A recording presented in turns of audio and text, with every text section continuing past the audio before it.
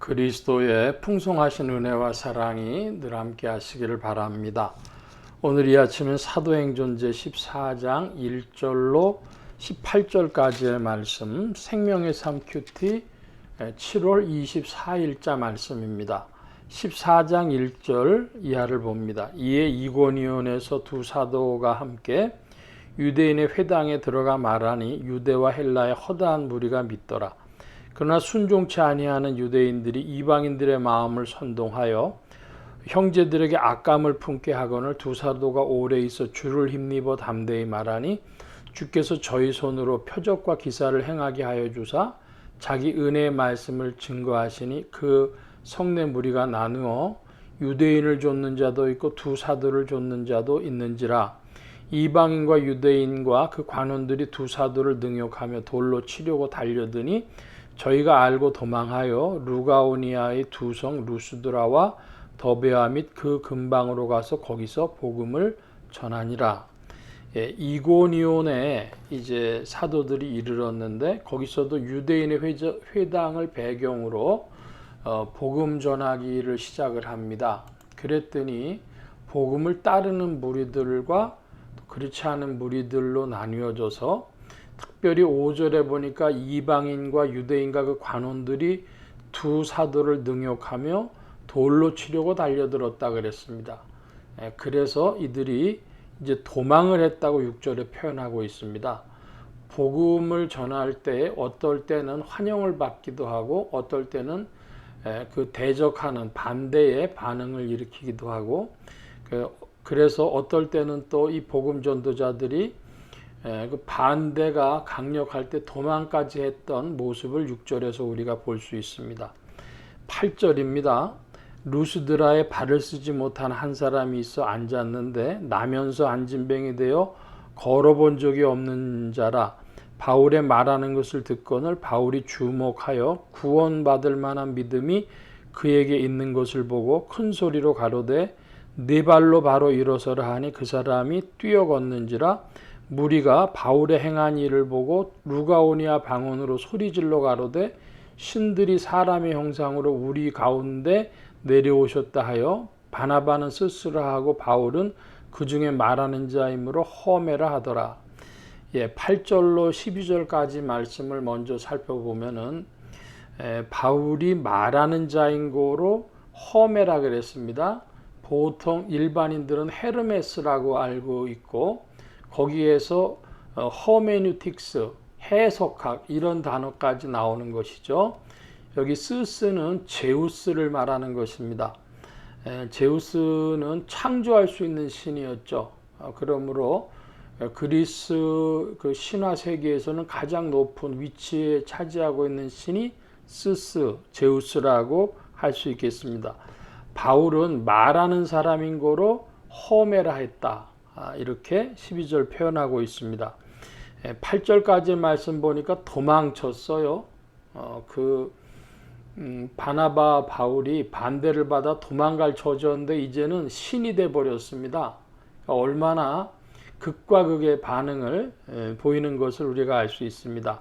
13절 이하의 말씀입니다. 성박스스 신당의 제사장이 소와 화관들을 가지고 문 앞에 와서 무리와 함께 제사하고자 하니 두 사도 바나바와 바울이 듣고 옷을 찢고 무리 가운데 뛰어들어가서 소리질러 가로되 여러분이 어찌하여 이런 일을 하느냐. 우리도 너희와 같은 성정을 가진 사람이라.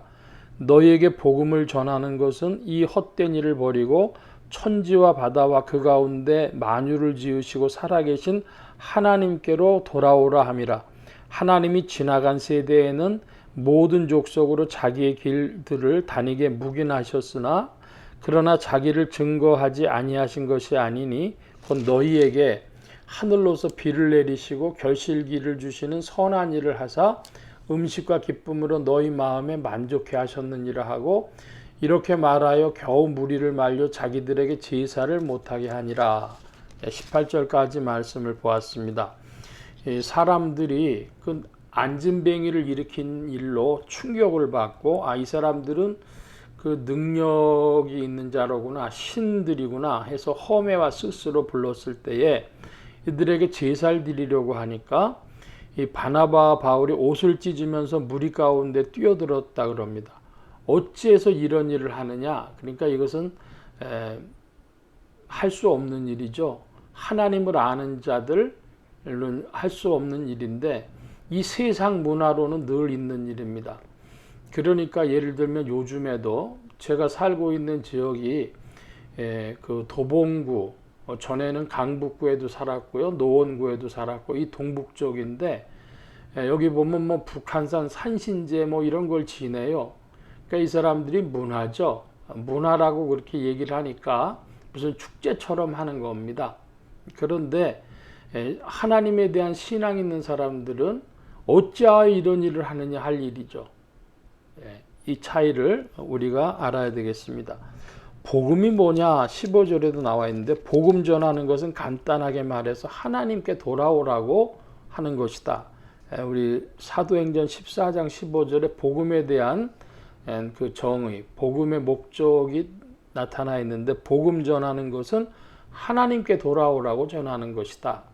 이건 아주 14장 사도행전 14장 15절은 기억할 만한 내용입니다. 복음 전하는 것은 하나님께 돌아오라고 하는 것이다. 자, 16절 이하에 보면 하나님이 묵인하셨다고 하는 것이 16절에 있습니다. 그리스도 예수 이전에는 묵인하셨다. 이 단어에 대해서 그 적용을 좀 묵상해 볼 필요가 있어요. 오늘날 그리스도가 전파됐지만은 그리스도를 심각하게 고려하지 않는 문화 속에 사는 사람들이 있습니다. 예를 들면 일본 사람들, 문화로 예수를 알지만 그들에게 심각한 것은 예수가 아닙니다. 그들의 문화가 그렇죠.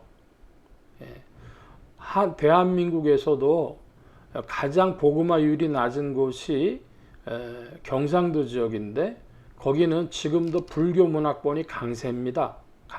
그러니까 기독교에 대해서 그렇게 심각하게 고려해 보지 않고 문화권이 그렇게 형성이 되어져 있는 것입니다. 하나님이 묵인하셨다라고 할 때 그 묵인의 범위가 무엇이며 어디까지 하나님 묵인하시나 이거는 묵상해 볼 만한 그런 구절이 되겠습니다. 그러나 자기를 증거하지 아니하신 것이 아니니 너희에게 하늘로서 비를 내리시고 결실기를 주시는 선한 일을 하사 그랬습니다.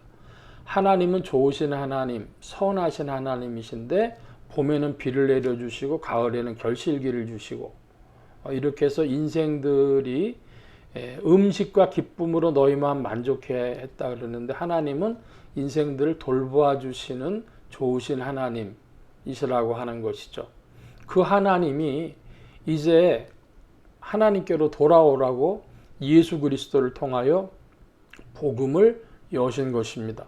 그러므로 사도행전 14장 12절로 18절까지의 말씀은 우리가 깊이 좀 묵상해 볼 만한 중요한 내용을 가지고 있다 하겠습니다. 자연계시로서 인간을 선대하시는 하나님의 모습이 있고 복음이 무엇인가 하는 내용도 있습니다. 또 그 이고니온하고 비교해 봤을 때는 루스드라의 전도에서는 전혀 이 복음 전도자가 그 맞이한 상황이 극단적이죠. 한 군데서는 돌 맞아 죽을 뻔했고 한 군데서는 신처럼 추앙받을 뻔했습니다. 그러므로 우리가 이것도 선교적으로 살펴볼 만한 구절이 된다 하겠습니다. 자, 오늘은 여기까지 말씀을 보겠습니다. 기도합니다. 만복의 근원 되신 하나님, 주께서 복음 전하게 하심은 예수 그리스도로 말미암아 하나님께로 돌아오라 하시는 말씀이었는데 이 말씀을 잘 전할 수 있는 복음의 전도자들이 되어지도록 온 교회와 성도들 속에 역사하여 주시옵소서. 복음 전도자가 어떤 때는 핍박을 받고 어떨 때는 신처럼 추앙받는 것을 볼 때 오늘도 우리가 환경에 휘둘리지 아니하고 마땅히 해야 할 일에 힘쓰는 자들 되게 하여 주시옵소서. 하나님이 누구신지 아직도 하나님 모르는 자들에게 하나님을 잘 전하며 표현하며 또 주님의 복음을 증거할 수 있도록 지혜와 총명으로 도우시고 성령께서 앞서가실 때 잘 따르는 자들 되어지도록 지도하시고 인도하여 주옵소서. 한 주간과 오늘에도 새 힘 주심 의지하옵고 감사하며 주 이름 높이 올 때 예수 그리스도의 이름으로 기도하옵나이다. 아멘.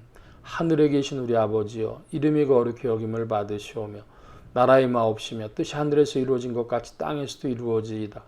오늘날 우리에게 일용할 양식을 주옵시고 우리가 우리에게 죄 지은 자를 사하여 준 것 같이 우리 죄를 사하여 주옵시고 우리를 시험에 들게 하지 마옵시고 다만 악에서 구하옵소서. 대개 나라와 권세와 영광이 아버지께 영원히 있사옵나이다. 아멘.